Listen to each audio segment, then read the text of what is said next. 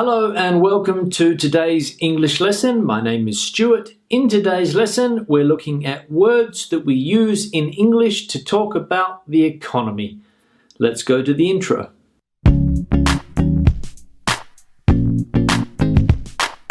Now, as I said, today's lesson is looking at this topic here and words associated with the economy.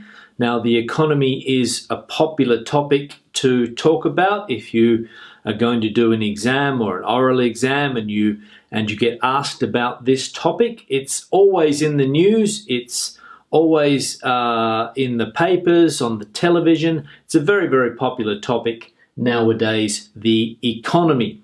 So, some of the main words that we use in English when we talk about the economy are these ones here.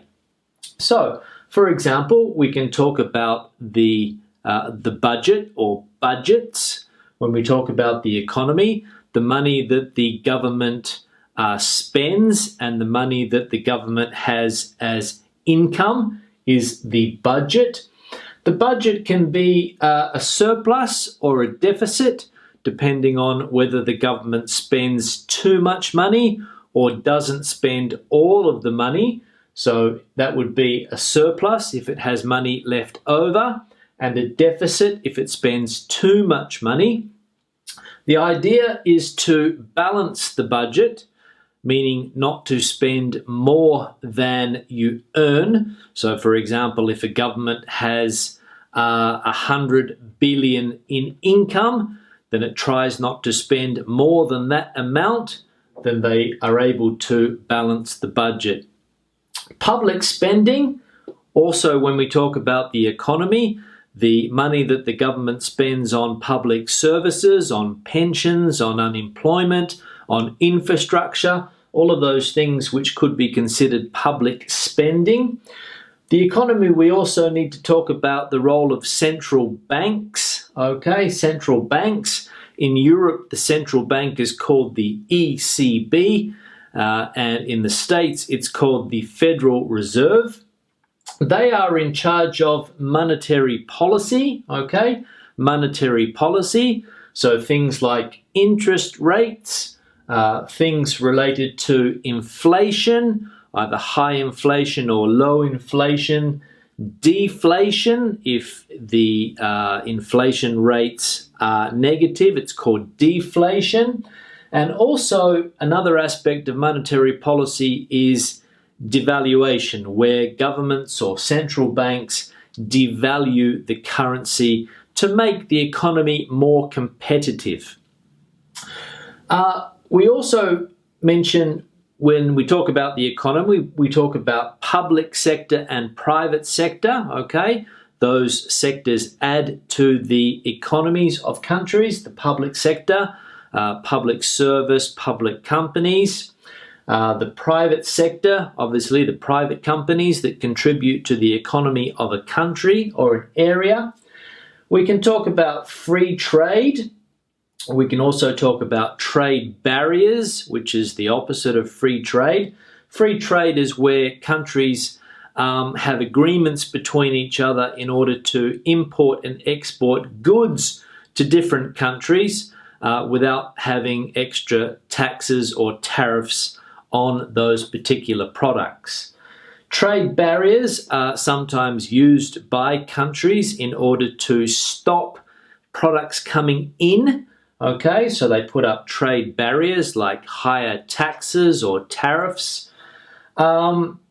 Free trade, as I mentioned, an example would be between Canada, the US, and Mexico, the NAFTA, the free trade agreement that they have between those countries. The European Union is a free trade zone, okay? This all has to do with trade balance. Trade balance is the imports and exports that a country has. You need to try to balance those, so not have more exports than imports. If you do have more imports than exports, you have a trade deficit. And if it's the other way around, more exports than imports, you have a trade surplus, I think. Now, when we talk about the economy, we talk about growth, okay? fundamental nowadays. We are told that countries or economies need to grow. If countries' economies don't grow, we fall into recession. Countries can also have big external debts that affect their economies. We can also have debt crises. We can also have credit crunches or credit crisis as well, okay, or credit crisis as well. Basically, when banks don't lend money or they make it more difficult for people to borrow money. So we can have a credit crunch or a credit crisis. Some acronyms related to the economy: GDP. GDP stands for Gross Domestic Product. GNP is Gross National Product, fairly similar. CPI, Consumer Price Index, which is related to inflation, okay, the CPI. And the last two things are the cost of living and the standard of living. So, for example, the cost of living is an important thing for people to know, how much it costs to live in a particular place, the cost of living, and then people's standard of living. Some people have a high standard of living, medium standard of living, low standard of living, okay, and all of these things are related to the economy of the country in which you live. Thank you very much for watching the lesson. Remember to leave a question or a comment below if you have one in the comment section.